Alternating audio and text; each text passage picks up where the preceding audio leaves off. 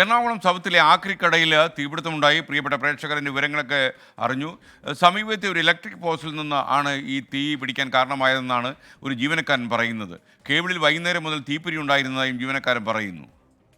ഈ വയർ രാത്രി സ്പാർക്ക് ചെയ്യുന്ന ഞങ്ങൾ കണ്ടായിരുന്നു. അപ്പോൾ ഞങ്ങൾ ശ്രദ്ധിക്കേണ്ടതെന്ന് വെച്ച് കഴിഞ്ഞാൽ സാധാരണഗതിക്ക് പോസ്റ്റിലൊക്കെ സ്പാർക്ക് ഉണ്ടാവുമല്ലോ, മഴയൊക്കെ പെയ്യുമല്ലേ, അപ്പോൾ അതാണെന്നല്ല ധാരണയിരുന്നത്. പക്ഷേ സംഗതി അതല്ലായിരുന്നു. ഇത് കത്തി ഉരുകി പ്ലാസ്റ്റിക് ഷീറ്റിൻ്റെ മേളിൽ വീണ് അവിടെ നിന്ന് കത്തി കയറിയായിരുന്നു. അങ്ങനെയാണല്ലേ നേരം എടുത്തപ്പോഴത് മനസ്സിലാവുന്നത്.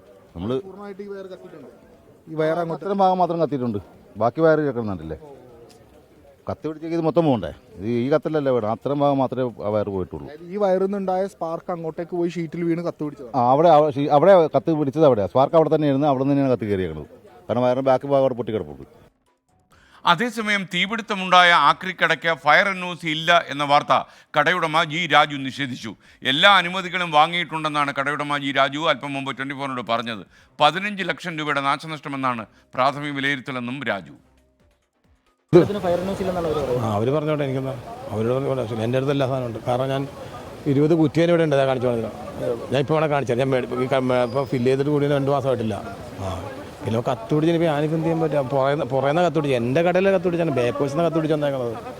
അതാണ് പറയും. ഞാൻ അവിടെ എന്താണ് സൗണ്ട് കേൾക്കുന്ന അവർ പറയണ്ടേ ഏറ്റവും പറമ്പിന്ന് എന്താണ് സൗണ്ട് കേട്ടെന്ന് പറഞ്ഞാൽ വയറ് മേളിൽ കൂടെ പോയിട്ടുണ്ട്, അത് പൊട്ടിയാണോ ഒന്നും പറയുന്നില്ല. വിഷ്ണു സുരേഷ് എറണാകുളം സൗത്തിലെ ഈ ആക്രിക്കട തീപിടിച്ച ആക്രിക്കടയുടെ മുന്നിൽ നിന്ന് നമുക്കൊപ്പം ചേരുകയാണ്. വിഷ്ണു, മറ്റെന്തെങ്കിലും അപ്ഡേറ്റ്സ് ഉണ്ടോ ഈ തീപിടുത്തത്തിൻ്റെ കാര്യത്തിൽ?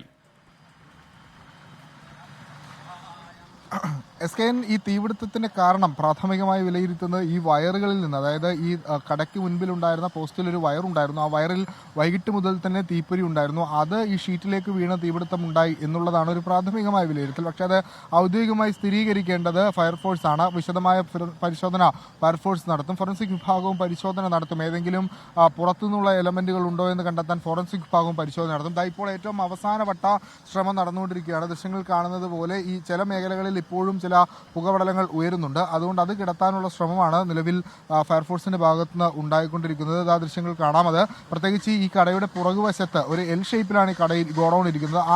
ആ ഭാഗത്ത് ഇപ്പോഴും തീ വരുന്നുണ്ട്. അതിനോട് ചേർന്ന് വീടുകളുണ്ട്. അതുകൊണ്ടാണ് അവസാനവട്ട ശ്രമം എന്ന നിലയിൽ തീ കിടത്താനുള്ള ശ്രമം നടത്തുന്നത്. നിലവിൽ ഫയർ ഓഫീസർ സാറേ, തീ പൂർണ്ണ അവസാനവട്ട ശ്രമമാണ്. അതെ, ഇത് ലാസ്റ്റ് ഇനിയിപ്പോൾ റീഇഗ്നിഷൻ നടന്നുകൊണ്ടിരിക്കുകയാണ്.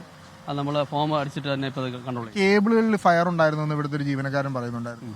അതായത് നമുക്കറിയാം, ഇവിടെ സാധാരണ സ്ക്രാപ്പ് കടകളിൽ കേബിൾ ഉണ്ടാവാറുണ്ട്. പിന്നെ മാത്രമല്ല ഒരുപാട് കേബിൾ ലൈൻസ് പോകുന്നുണ്ട്. അപ്പം തീ ഉണ്ടായപ്പോൾ തന്നെ കേബിൾ ലൈൻസിലായിരുന്നു ആദ്യം ഫയർ ഉണ്ടായത്. അപ്പോൾ അതുകൊണ്ട് തന്നെ അത് ലൈൻ സ്പാർക്കായിട്ട് നമുക്ക് ഇങ്ങോട്ട് എത്തിപ്പെടാനുള്ള സാഹചര്യം ഉണ്ടായില്ല. അതാണ് വിഷയമാണ്. നിയന്ത്രണ വിധേയമാണല്ലേ? എപ്പോഴത്തേക്കായിരിക്കും സാർ റിപ്പോർട്ടൊക്കെ കൊടുക്കുക? ഇതിപ്പോൾ ഒരു മണിക്കൂറിനകത്ത് തന്നെ അത് നമ്മൾ ഏകദേശം എത്ര ലക്ഷം രൂപയുടെ നഷ്ടം കണക്കാക്കും? പറയാറായില്ല, നോക്കിയിട്ട് പറയാം. SKN ഇന്ന് ഒരു മണിക്കൂറിനകം തന്നെ ഫയർഫോഴ്സ് റിപ്പോർട്ട് നൽകും. അതിൽ തന്നെ വ്യക്തത വരുമെന്നാണ് മനസ്സിലാക്കുന്നത്. തീ പൂർണ്ണമായും നിയന്ത്രണ വിധേയമാണ്. അവസാനവട്ട, അതായത് ഈ താഴ്ത്തു കിടക്കുന്ന ഈ പുകഞ്ഞുകൊണ്ടിരിക്കുന്ന വസ്തുക്കളെല്ലാം കിടത്താനുള്ള ശ്രമമാണ്. ഈ വീടിൻ്റെ ഒരു പ്രധാനപ്പെട്ട പ്രശ്നം കൂടിയുണ്ട്. ആ വീട് ഏറെക്കുറെ പൊട്ടിപ്പൊളിഞ്ഞ് കിടക്കുകയാണ്. അത് ഏത് സമയം നിലംപതിക്കാനുള്ള സാധ്യതയുണ്ട്. അതുകൊണ്ട് അതിൻ്റെ ഒരു വശം ഒരുപക്ഷെ ഇടിച്ചു കളയേണ്ടതായി വരും എന്നുള്ളത് ഒന്ന് ഫയർഫോഴ്സ് റിപ്പോർട്ടിൽ ഉണ്ടാകും. അതോടൊപ്പം ചില മരങ്ങൾ കത്തിപിടിച്ച് പൂർണ്ണമായും നിലംപതിക്കാതെ നിൽക്കുന്നുണ്ട്. അത് മുറിച്ചു മാറ്റാനുള്ള ശ്രമങ്ങളും ഉണ്ടാകും. അതല്ലെങ്കിൽ അത് നിലംപതിക്കുകയും അത് വലിയ അപകടങ്ങളിലേക്ക് വഴിവെക്കുകയും ചെയ്യും.